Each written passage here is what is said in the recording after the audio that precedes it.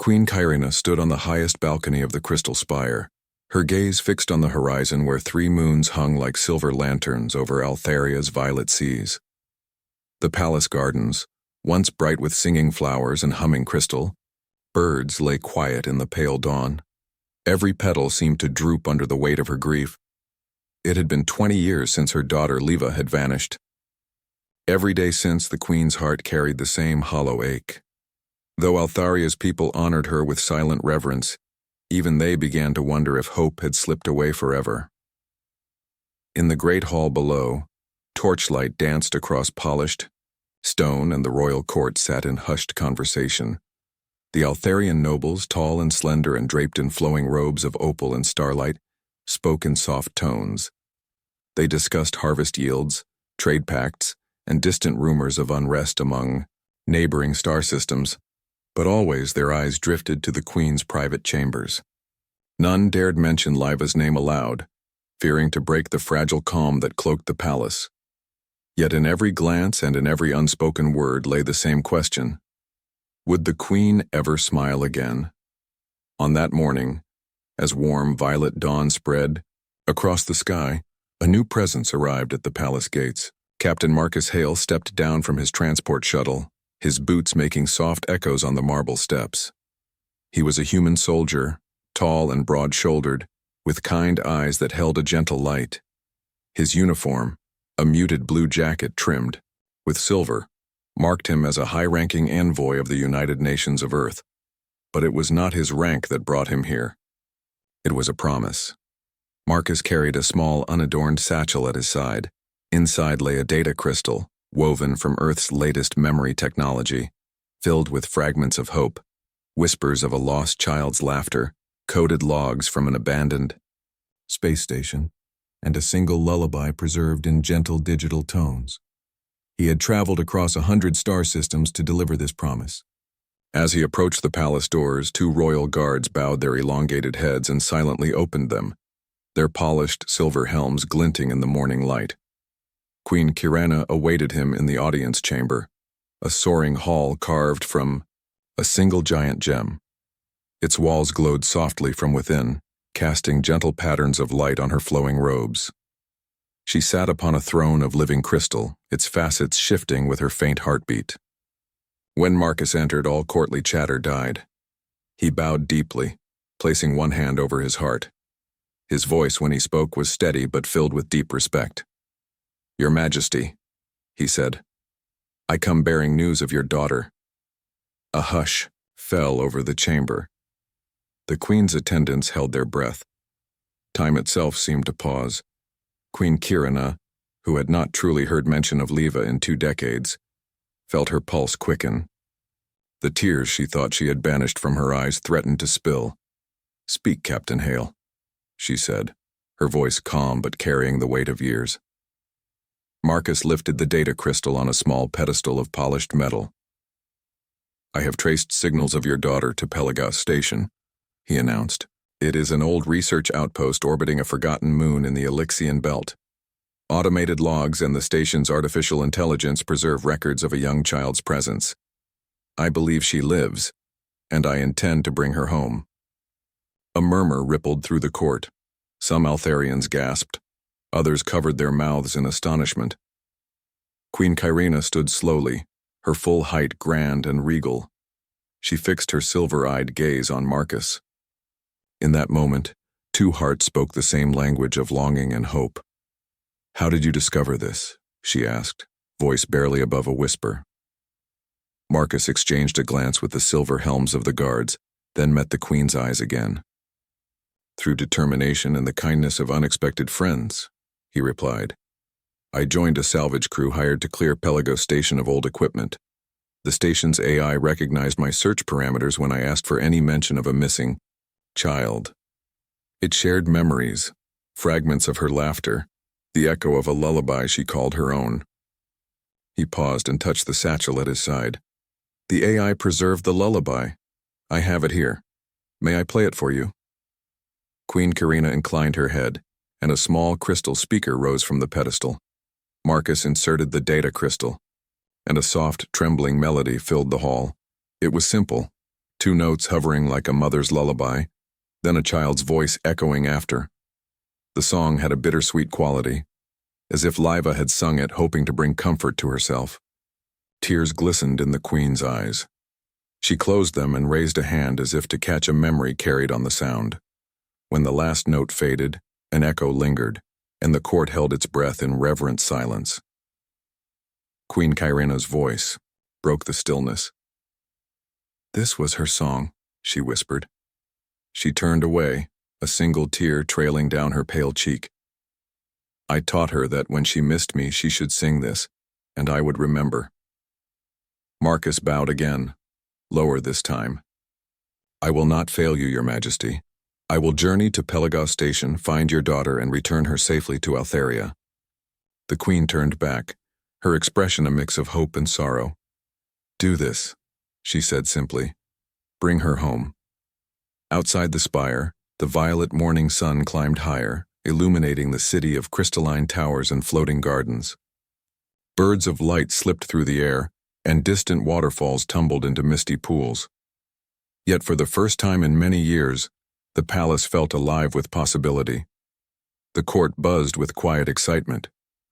Couriers hurried to prepare Marcus's passage. Technicians calibrated his shuttle.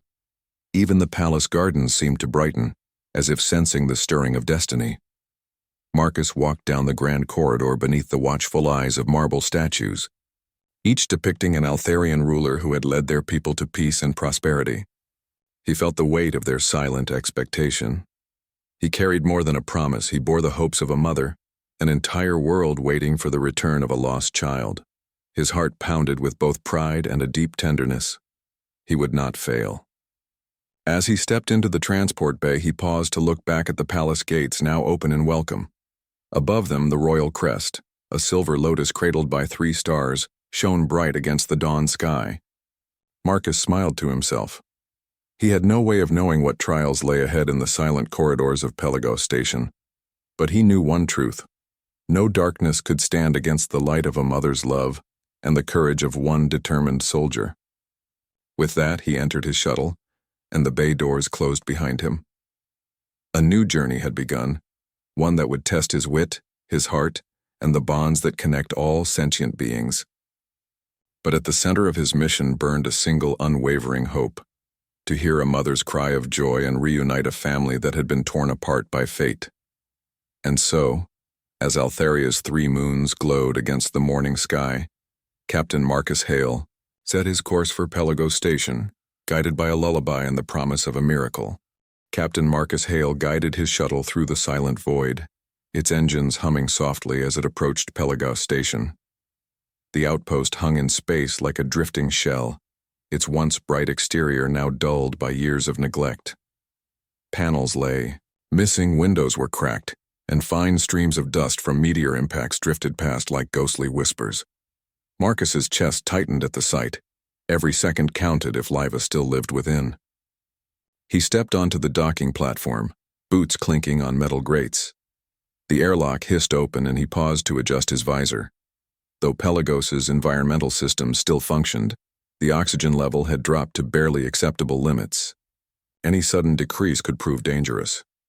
He checked his portable oxygen reserves and carried on, each breath a measured relief. The station's corridors stretched out before him in a maze of intersecting passageways.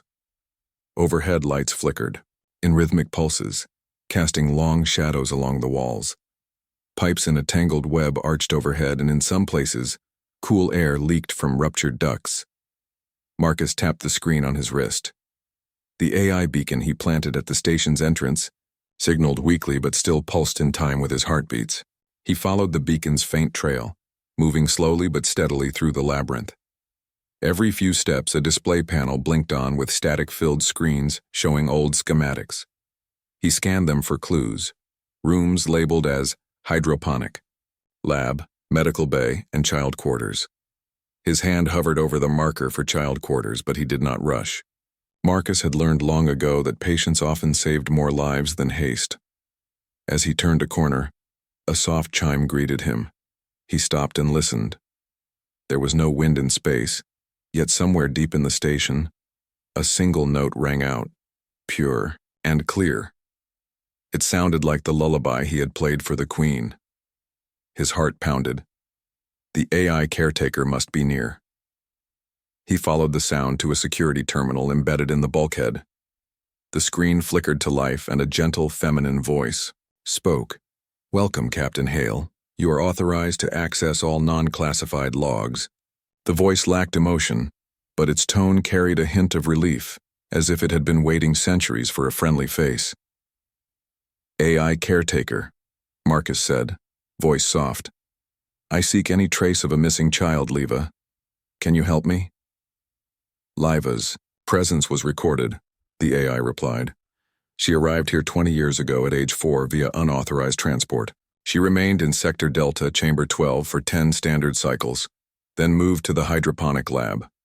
I preserved her favorite lullaby and logs of her laughter.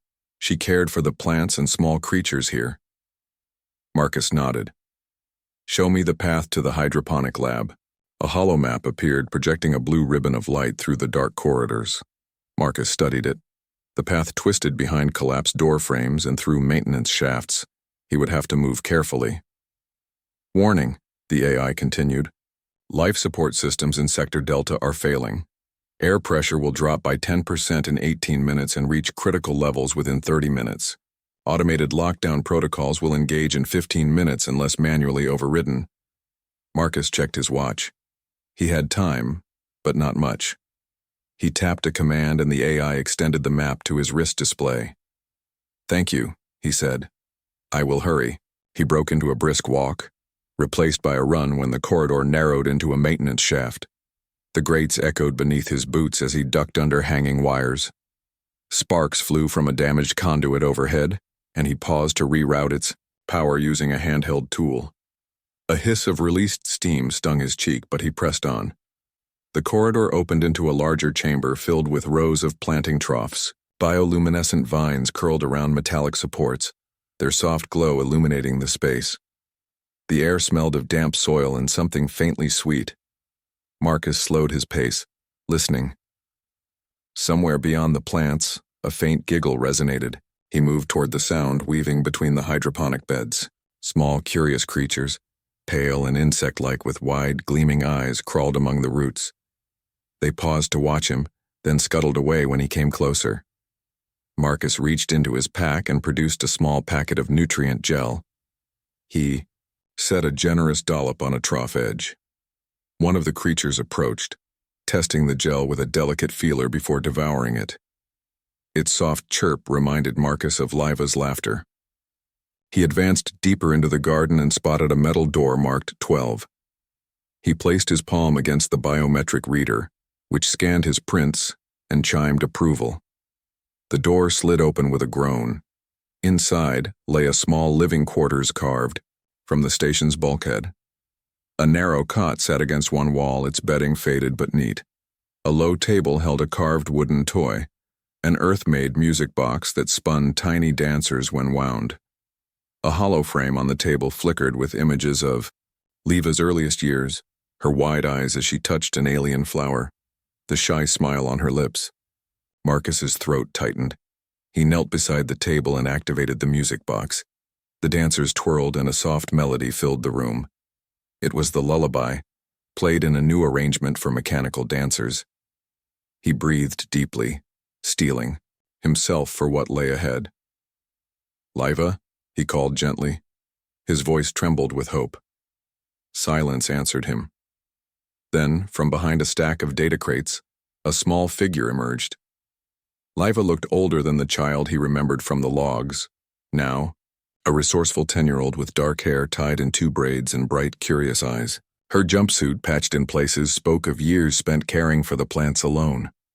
Marcus rose slowly, keeping his hands visible. "Liva," he said softly. "I'm Captain Marcus Hale. I've come to bring you home." She stared at him, expression wary. She backed away, but her gaze did not leave his face. "Why?" she whispered. "Why would a human help me?" Marcus knelt to her level. "Because someone who loves you misses you every day. Your mother, Queen Kirina, waits for you. I promise you are safe. Come with me." Leva's eyes glistened. She folded her arms around herself, uncertain. Marcus held out the music box, winding it once again. The dancers spun and the lullaby drifted through the air. The child's posture softened. She took a step forward, then another. Finally, she reached out and touched the tiny dancers, her lips moving as she hummed the tune. Marcus smiled. "I knew you'd remember." A sudden clang echoed through the chamber, the harsh tone of a life support alarm. Red lights flashed as air pressure levels plunged. Leva's eyes widened. Marcus grabbed her hand. "We must go now." He scooped her gently into his arms. She hugged him around the neck, her small weight a heavy reminder of all he stood to lose. He dashed out of the room, carrying her like a precious jewel through the hydroponic hall. Behind them, mechanical doors began to close, triggered by the lockdown protocol. Marcus activated his override key, and the doors halted with a shudder. He slid through just as they started to grind shut again. A rush of cooler air met them as they returned to the corridor. Leva looked up at Marcus with wide eyes, the lullaby still echoing in her mind. "Will I see Mother soon?" she asked. "Yes," he replied, voice soft but firm. "We'll leave now, and soon you will be home." Together they ran back toward the station's airlock, guided by the fading glow of emergency lights. Beyond lay the vast blackness of space and a waiting shuttle. Marcus's heart pounded, but he did not falter. For every echo of fear in Leva's eyes, he felt the echo of hope in his own. And as the shuttle bay doors opened, revealing the stars, beyond he knew they were one step closer to the light of a mother's embrace, and the promise of a new beginning. Captain Marcus Hale and Leva strapped into the small passenger cabin of his shuttle, the soft hum of the engines a steady companion in the silence that followed their escape. Leva sat by the window, her legs dangling above the floor, eyes wide as she watched the darkness of space flicker past. Tiny stars glowed like distant fireflies, and Leva pressed her palm against the glass, tracing their paths with wonder. Marcus settled into the co-pilot seat.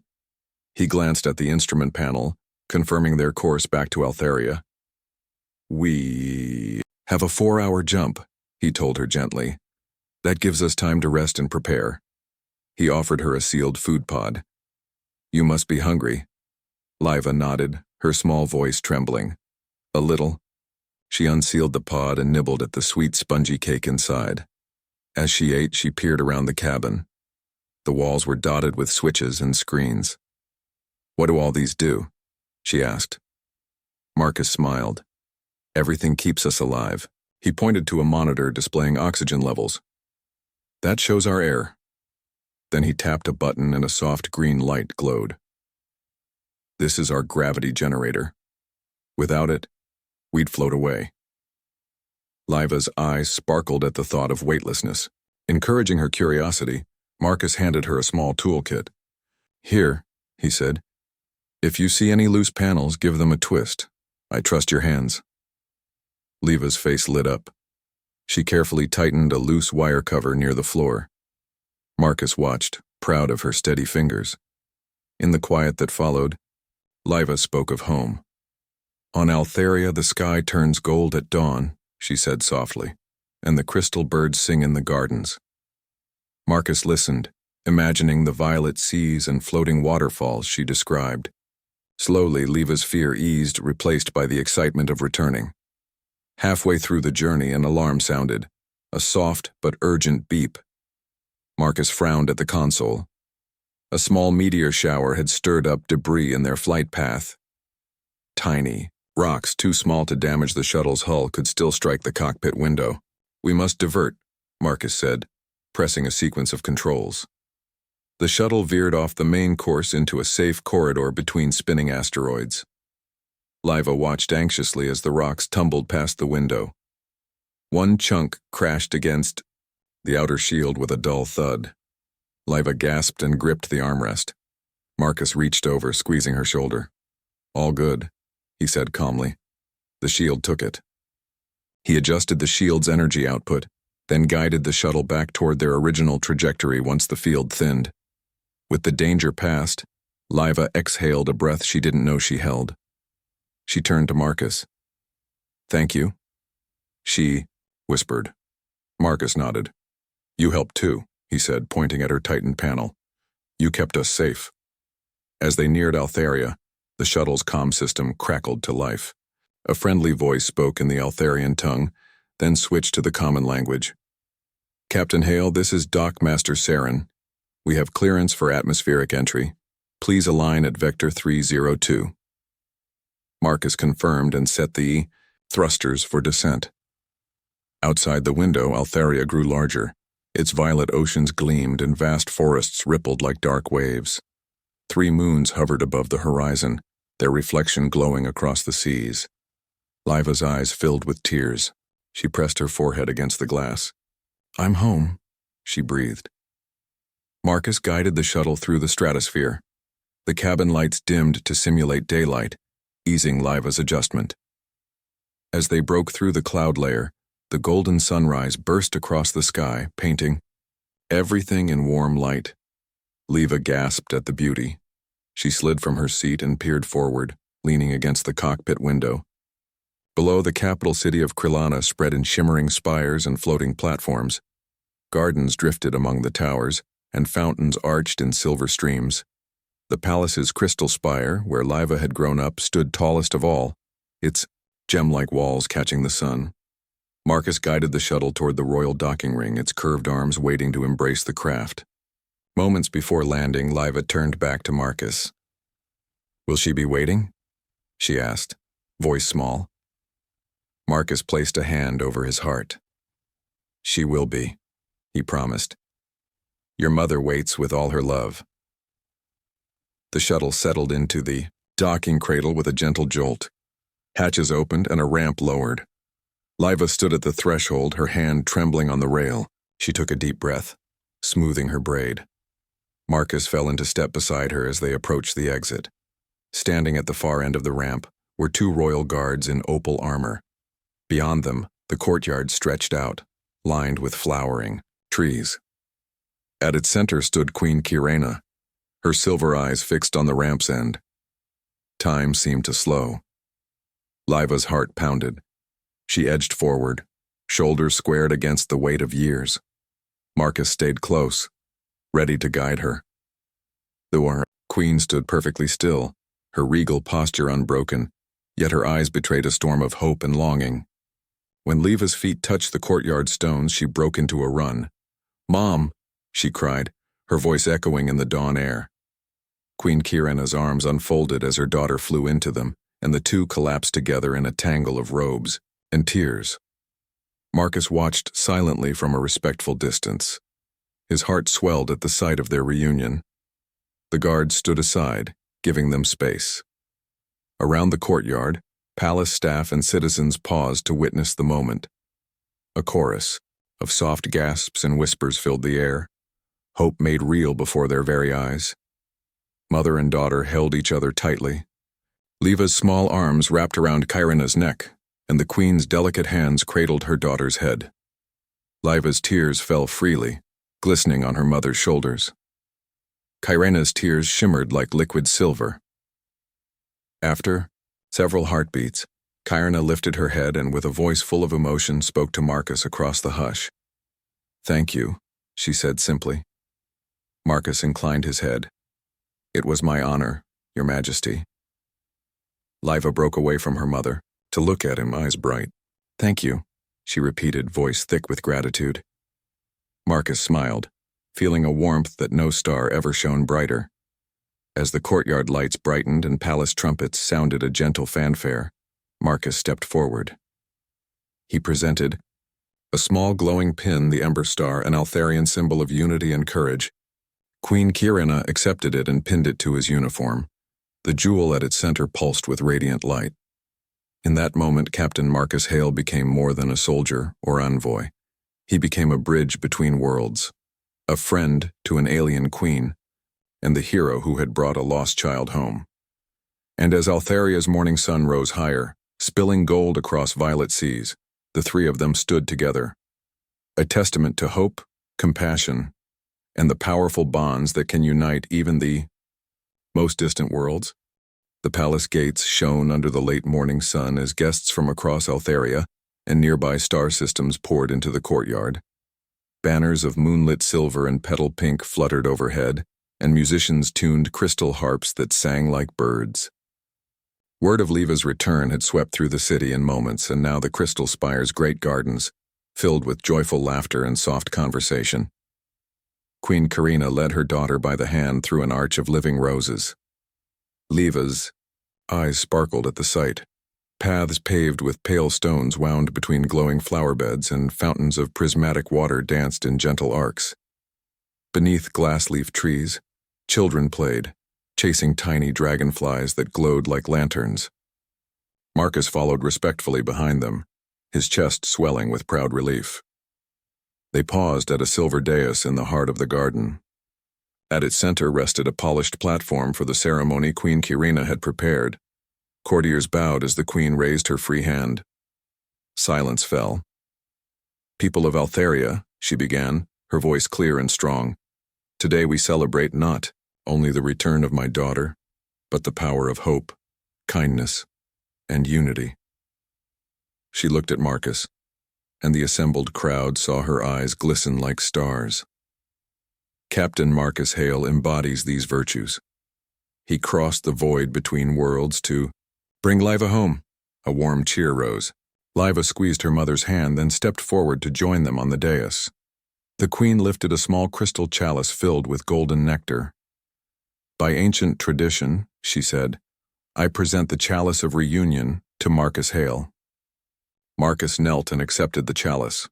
Its surface shimmered with scenes of Altharia's history, gardeners planting seeds, scholars teaching under moonlight, and queens and kings uniting their people.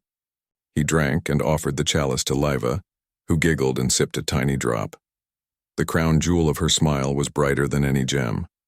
When they descended from the dais, musicians began to play a gentle melody. Courtiers formed two lines, and Liva ran through them, her laughter trailing like song. Children reached out to touch her hair and robes, and she stopped to help an elderly noble Amisarin tie a ribbon in her daughter's hair. Marcus watched these small moments and felt the quiet strength of family and community. Later, as light violet clouds drifted across the sky, Marcus found himself at a long banquet table. Dishes of glowing fruits and sweet pastries were passed along. He dined beside Ambassador Urel of the Celestine Accord and Lady Renara, the chief scholar of crystal technologies. Both asked him questions about Earth, its oceans and forests, its people and cultures. Marcus answered with gentle enthusiasm, describing Earth in simple strokes that made his new friends lean forward with interest. Between courses, Queen Karina approached. She wore a gown woven from threads that caught the light like liquid, moonbeams. By her side, Liva clung to her mother's robes, her face alight with excitement. "Marcus," the queen said softly, "you have given me a gift I thought impossible. I cannot thank you enough." She placed a delicate hand on his arm. Marcus bowed his head. "It was my honor, Your Majesty." Karina's silver eyes held a question. "Would you consider staying in Altheria? We could use your wisdom and compassion in our council." Marcus hesitated. He looked across the table at Liva, now telling Lady Renara about Earth's animals. He wanted nothing more than to remain here, to witness Liva's future, and to help heal the wounds between worlds. Yet he also felt the call of many other lost causes out in the galaxy. "I am deeply touched," he said. "Your offer means more to me than words can say, but there are others who need help, and I must continue to serve where I am needed most." The queen nodded, understanding in her gaze. "Then when you depart, know that Altharia's doors will always be open to you." She embraced him, and Liva pressed a small glowing flower into his hand, a sign of friendship and gratitude. As twilight fell, lanterns lit themselves among the garden walkways, their soft blue light reflecting in the pools below. Marcus escorted the queen and Liva to a quiet pavilion of latticework where two cushioned seats awaited. The air smelled of night-blooming orchids and the first stars twinkled overhead. Liva climbed onto her mother's lap, and Karina whispered to her. Liva then looked at Marcus. Will you tell me stories of Earth before you go? Marcus smiled and sat nearby. He spoke of waking by oceans that roared like thunder, of forests so tall the sun barely reached the ground, and of cities where millions of people lived side by side. Liva asked questions about clouds, about seasons, about the taste of fruits she had never known. Marcus answered each with patience and wonder. Queen Kyrina listened, her head resting against a column of ivory stone. When Marcus finished, she turned to him. "Your words bring new colors to my world." He bowed his head. "I am honored."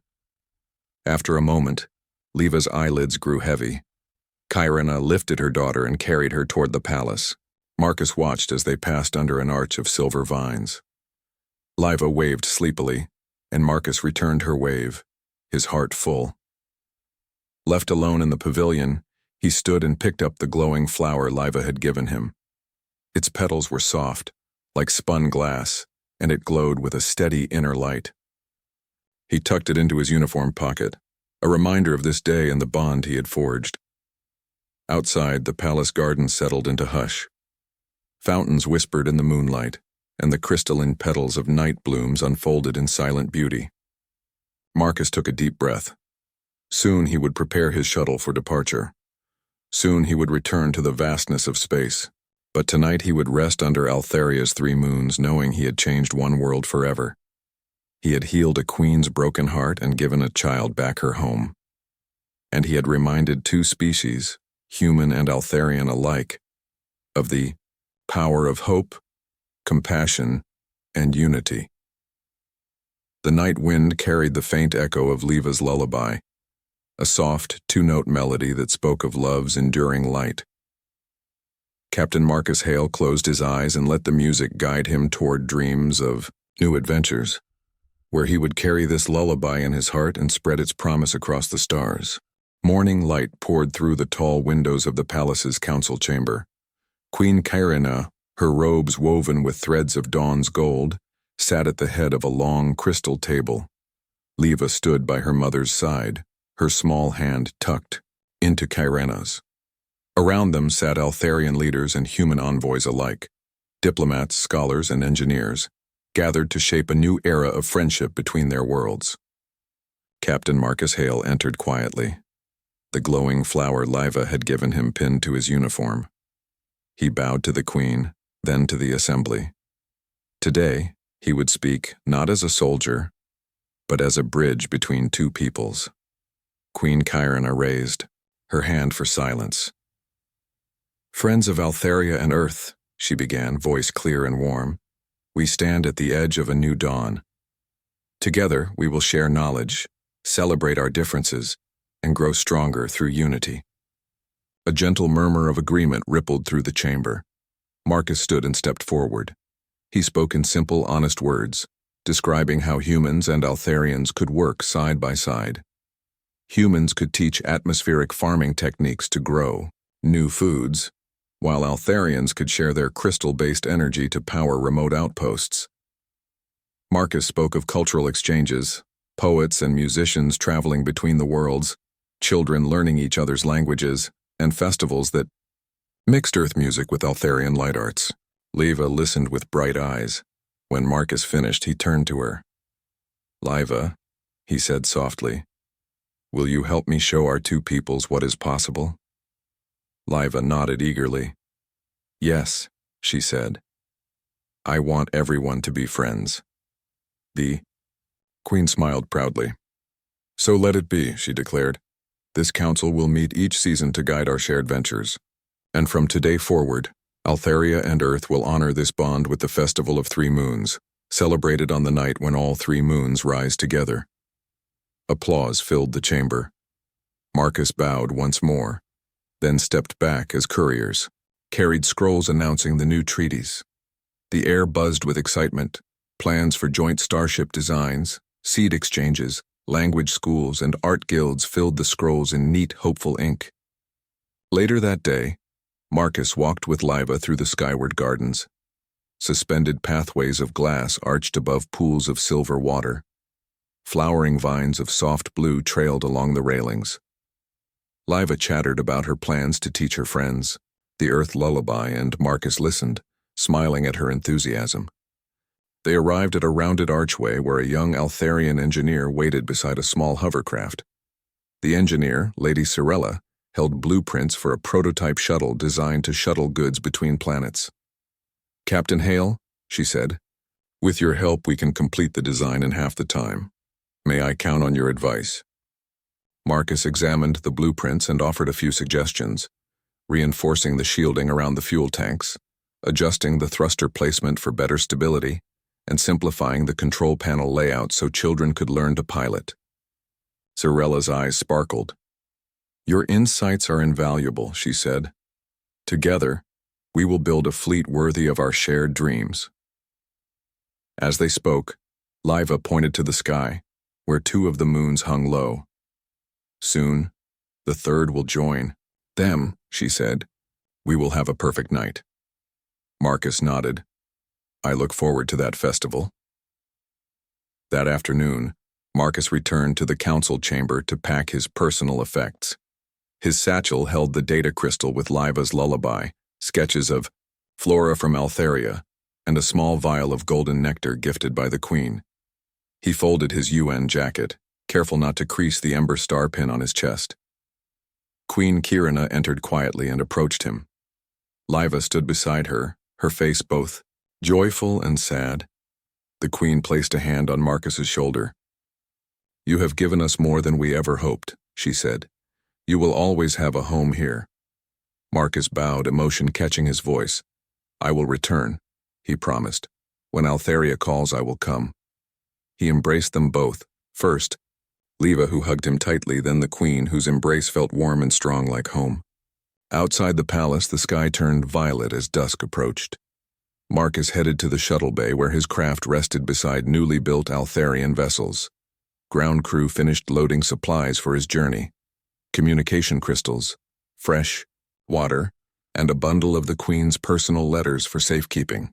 Liva ran to him, holding the small music box. "Here," she said. "So you remember me." She wound it, and the lullaby began to play softly. Marcus knelt and lifted her onto his knee. They listened together, the melody echoing through the shuttle bay. As the music died away, Marcus took Liva's face gently between his hands. "Thank you," he said. "For everything." She nodded, pressing her forehead against his. He lifted her into the shuttle, fastening her harness. Then he climbed into the cockpit. Through the viewport, he saw the Queen standing at the edge of the ramp, her silver hair catching the last light of day. Liva waved, and the Queen lifted her hand in return. The engines hummed to life. The hatch closed with a soft hiss. Marcus set the thrusters to idle, waiting a moment as his heart swelled with the memory of their reunion. Then he guided the shuttle up the ramp and into the open sky. Above the palace, the three moons rose into view. Their pale light shimmered on the clouds, painting the world in gentle hues. Below, Altharia's gardens glowed softly, and the crystal spire sparkled like a beacon of hope. Marcus engaged the thrust, and the shuttle slipped smoothly through the cloud layer. Liva's lullaby played once more on the small speaker, a reminder of what guided him: love, hope, and the unbreakable bond between mother and child. As the planet receded beneath them, Marcus set his course for the stars, carrying with him the promise of a bright new future. He knew that many worlds still needed aid, but he also knew that the story of Altharia would shine in his heart forever, a testament to kindness across the void. And somewhere in the silent expanse of space, the lullaby's two simple notes carried on the wind, a gentle song of reunion and the dawn of two worlds joined by compassion and unity.